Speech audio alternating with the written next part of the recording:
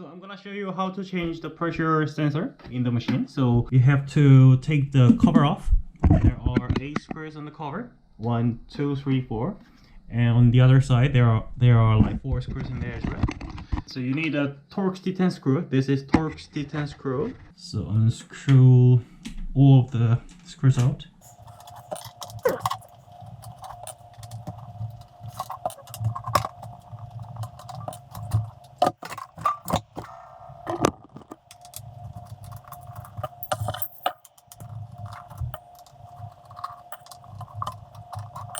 There we go.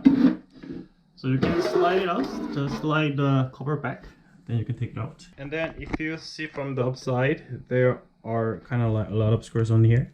So you need to take those 4, 2, 3, 4, just only 4. So you need a 2.5 millimeters of hex wrench. So you need to take those 4 out. 1, 2, 3, 4. And if you took like this much, about like a centimeters or something, you can just take it out like this. So if you took those 4 screws out like me, you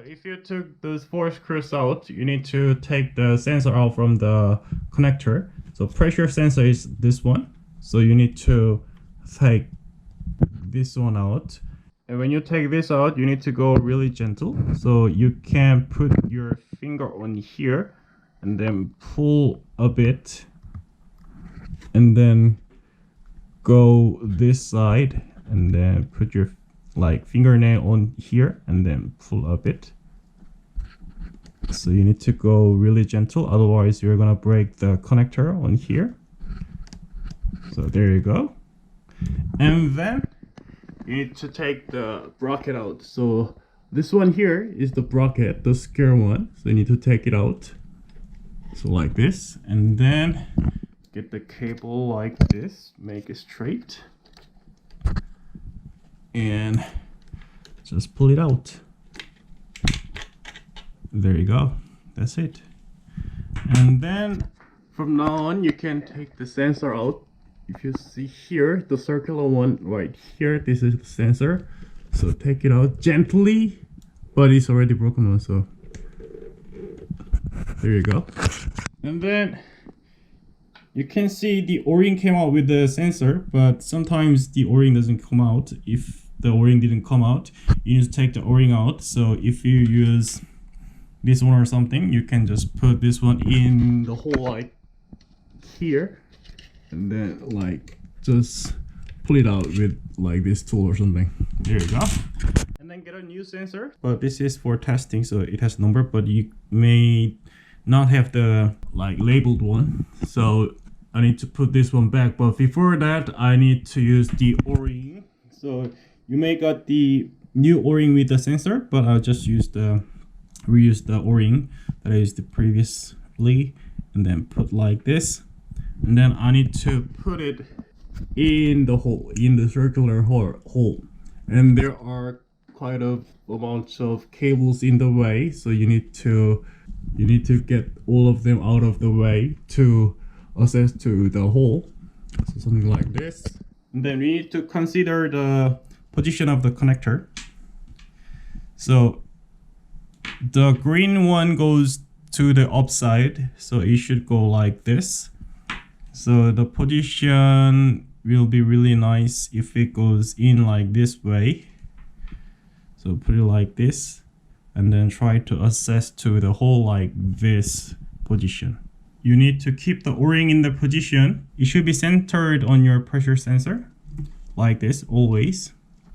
If it's quite hard for you to access to the hole, you just need to take this chassis part. So take this is Phillips head screw.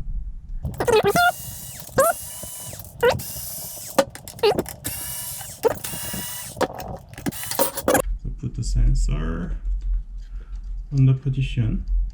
It's right behind the connector, and then keep the O-ring on the sensor.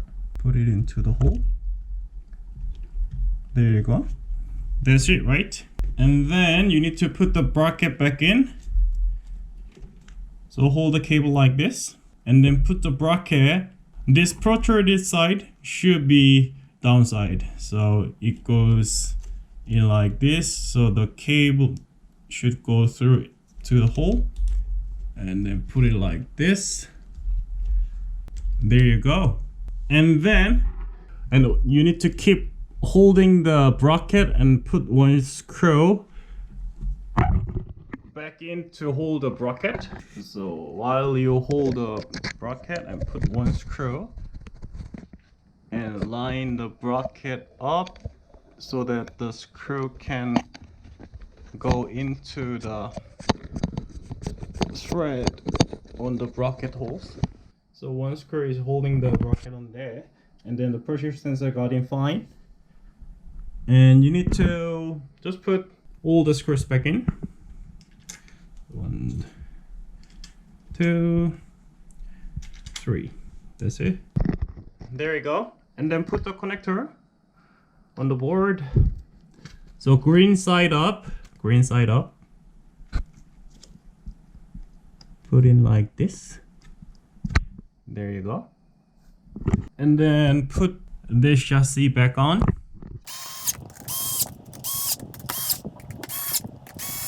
And then just put the cover back on and put the screws back in. That is it.